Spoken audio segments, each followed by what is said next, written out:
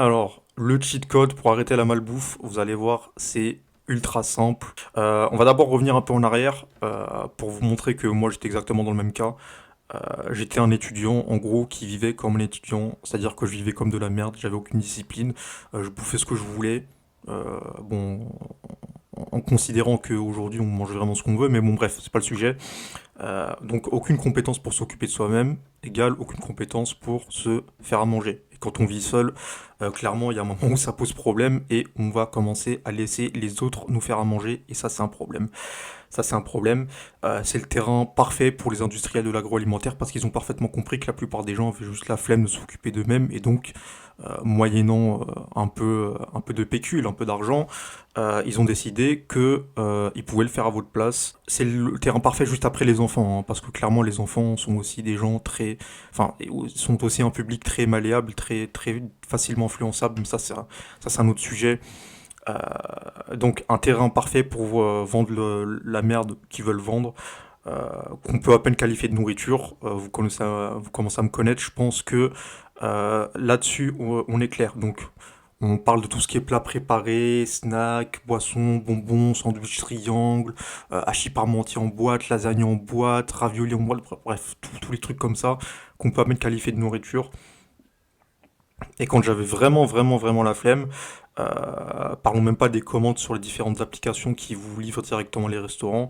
C'est-à-dire que en plus de d'avoir des restaurants à même pas, enfin, des boutiques qui vendent, en plus d'avoir des boutiques qui vendent des trucs qu'on peut ingérer, en plus de les avoir dans la rue, c'est-à-dire que ça suffisait même plus, je me les faisais commander directement, quelqu'un me les apportait directement. Bon, clairement une honte.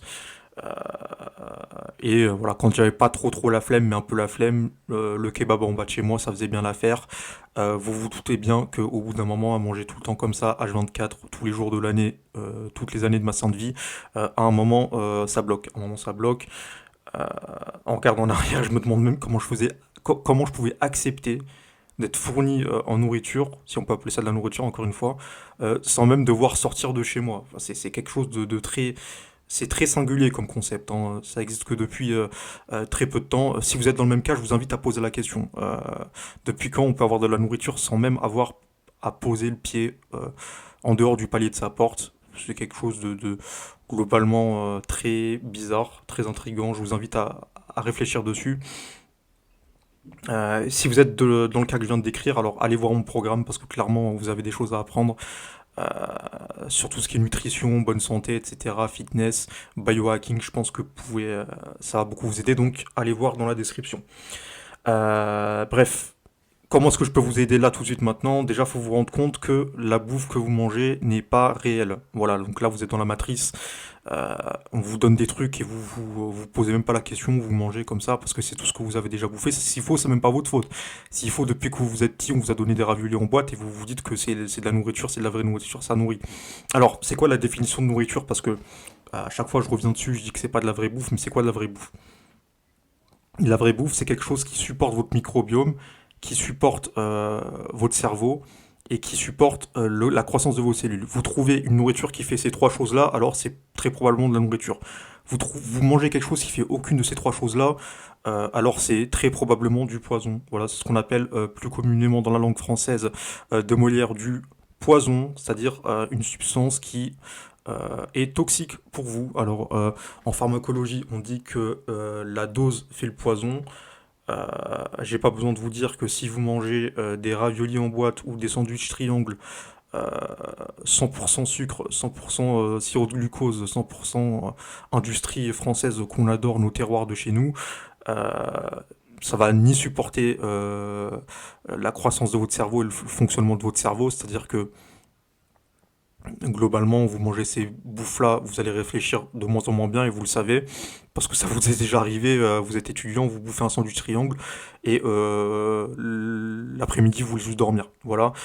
Donc ça supporte pas votre cerveau, ça supporte pas votre microbiome, c'est-à-dire qu'il n'y a aucune nourriture dedans qui dans le sandwich triangle qui peut supporter votre microbiome, enfin votre microbiote intestinal.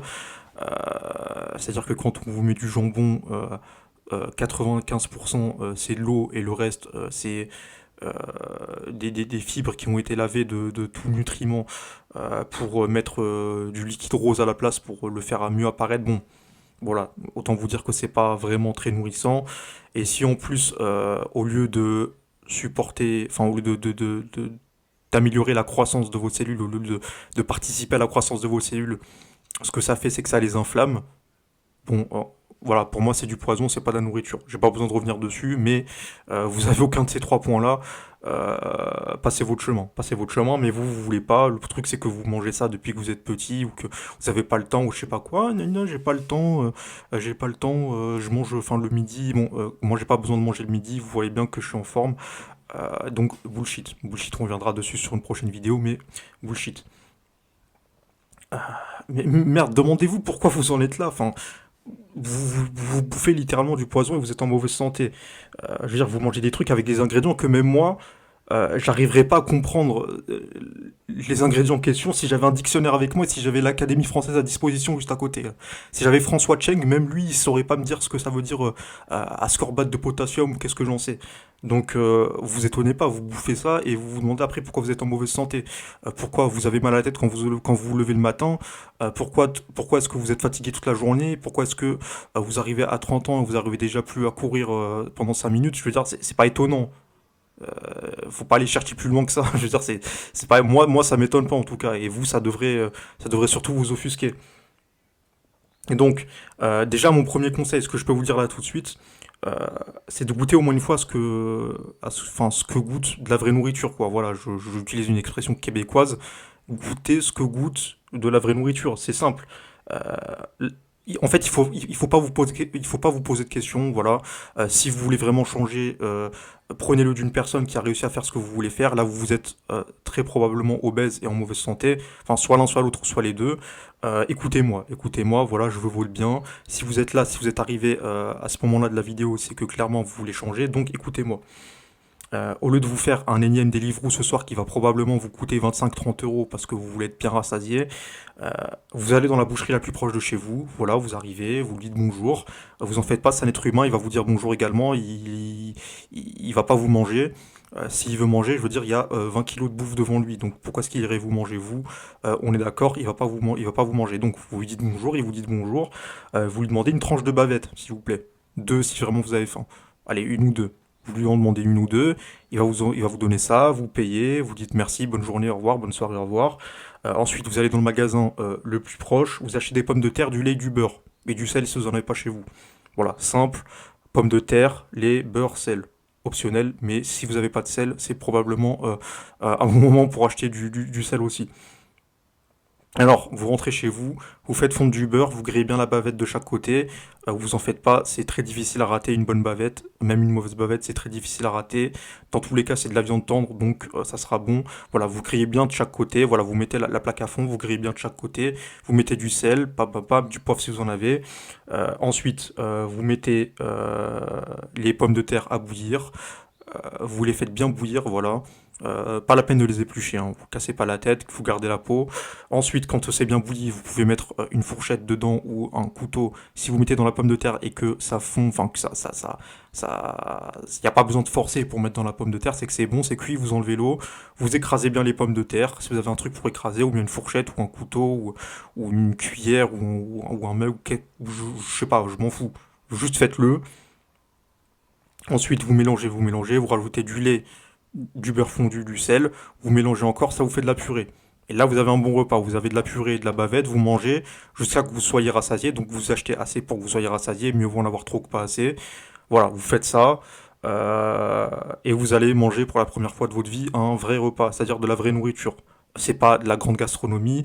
Je dis pas que les ingrédients que vous allez acheter c'est de la top qualité.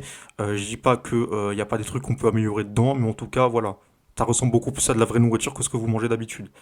Donc, voilà, là c'est vos premières fois, vous notez vos impressions, vous demandez comment ça va. Normalement, si vous l'avez bien fait, c'est plutôt bon, ça cale plutôt bien. Vous allez vous sentir même de bonne humeur parce que vous avez mangé de la bonne nourriture. Votre cerveau, pour la première fois, il va goûter ce que à quoi ressemble de la vraie nourriture. Donc, Ensuite, les jours d'après, vous pouvez même continuer à manger de la bouffe de merde si vous voulez, je m'en fous, je suis pas votre père. Juste, faites un choix, voilà, faites un choix. Maintenant, vous avez les deux éléments, vous savez ce que ça fait de manger de la bonne bouffe, vous savez ce que ça fait de manger de la bouffe de merde, vous pouvez faire un choix. Vous pouvez faire un choix. Donc pas besoin de venir me voir et me dire mais moi je suis addict, en fait c'est difficile d'arrêter, je peux pas, moi j'aime trop ça. Croyez pas, même moi demain on me donne un kebab, des chips, de la glace, des bonbons, du Red Bull, tout le monde aime ça, tout le monde aime ça, c'est pas une excuse. Tout le monde aime ça, donc arrêtez de faire les victimes. Moi j'ai arrêté, donc vous pouvez très bien arrêter aussi. Il n'y a pas de raison. Je suis le dernier, je suis la dernière personne à avoir pu faire ça, pourtant je l'ai fait. Donc il n'y a pas de raison que vous puissiez pas le faire. Faites un choix, faites un choix, faites un choix éclairé. À partir de maintenant, vous avez le choix. Si vous choisissez de continuer à bouffer de la merde, alors vous faites le choix. Alors oui, si vous choisissez l'autre option, c'est-à-dire la meilleure, c'est-à-dire manger de la vraie bouffe, il y aura du travail. Je vous dis pas que vous allez y arriver d'un coup. Il y a des habitudes qu'il va falloir casser, etc. Encore une fois, mon programme peut vous aider dans la description. Je pense que c'est le meilleur moyen pour vous d'y arriver parce que je vous dis tout ce que je sais dessus. Donc voilà, le shortcut, le raccourci, c'est dans la description. Mais bref, dans tous les cas, vous aurez au moins la volonté de changer, c'est déjà mieux que 99% des gens. Euh, voilà, vous avez un choix éclairé à faire. Clairement, enfin, je vais pas vous dire quel choix faire. Vous êtes, je pense, le mieux placé pour savoir quel choix faire. Moi, dans tous les cas, là, voilà, je vous donne ces protocoles. Si vous le faites pas, vous étonnez pas.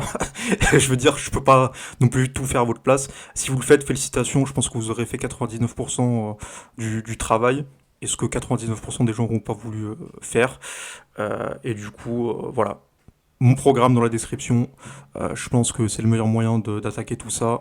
N'hésitez pas à mettre un j'aime, un commentaire, à vous abonner si vous avez aimé la vidéo. Et à me mettre vos suggestions de vidéos également dans les commentaires. C'était Lord et je vous dis ciao.